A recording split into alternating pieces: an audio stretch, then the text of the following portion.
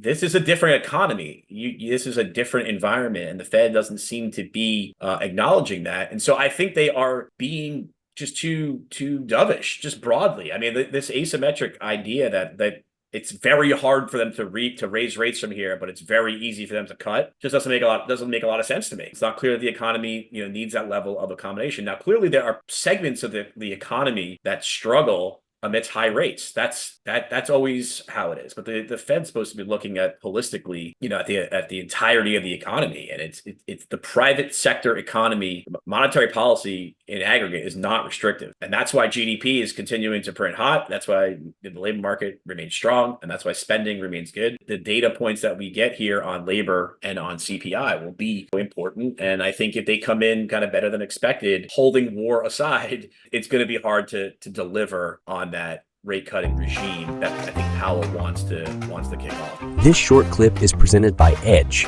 Edge is our pro-to-pro advisory service, which is all about the macro with a focus on one-to-one engagement with the hedge fund manager, Craig Shapiro, economics advisor, Jeffrey Fouvry, and direct access to LaDuc Trading founder, Samantha LaDuc. For more information about Edge, visit www.laductrading.com/edge. I do have a chart. Since you're talking about earnings, I want to highlight. I've shown this in the past, and I pull it out every once in a while when we get kind of into an inflection point.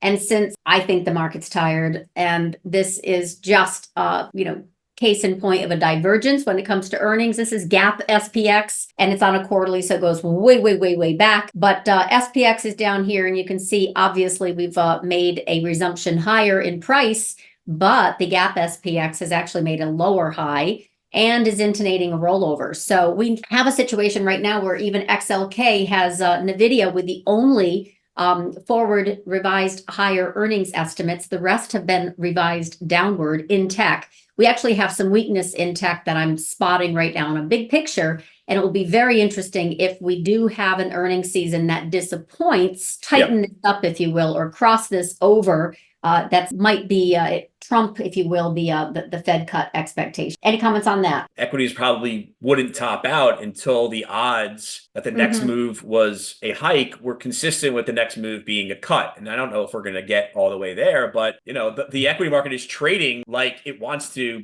test that assumption for the Fed, right? Energy is moving higher, headline inflation is reaccelerating, and yet you listen to all the Fed speakers and they say, we could hike, but very, very unlikely. But if labor market falls, we definitely will cut, right? So that asymmetry is still there, and it's giving the market feeling that the Fed put is still alive. And I think, in order to really break the heat on the market, the Fed needs to come in and say, we actually are concerned that things are overheating again. This pent up exuberance that Bostic has talked about, we actually don't think we're going to be able to cut 10 times in the next 2.5 years and still bring inflation back to 2%, because that's what they're priced into the dot plot now, is close to 10 cuts over the course of the next 2.5 years, and that's just seems unlikely. It just seems unlikely that they're going to be able to deliver that degree of easing. The market doesn't believe 10. Look, I think it's like you said. I think when we get 210s, kind of simplistically to me, is a reflection of whether or not the Fed is going to solve inflation and bring it down to 2%, or whether they're not. And so when we steepen, which is that curve moving higher, that's the market saying the Fed is not going to bring inflation back down to percent.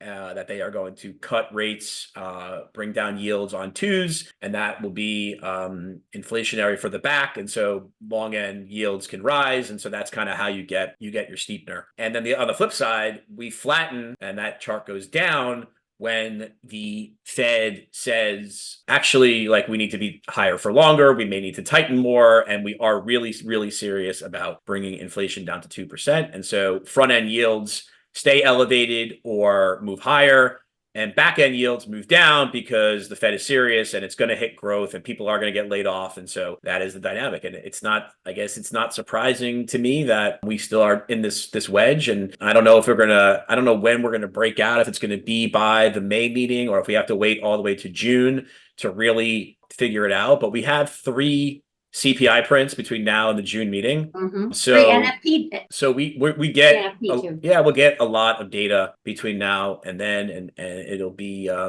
definitive about whether or not they can really cut in June.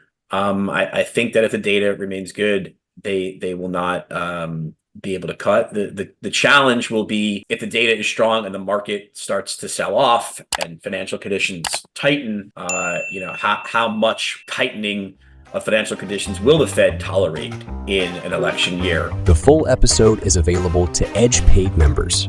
For more information, visit LaDucTrading.com/edge.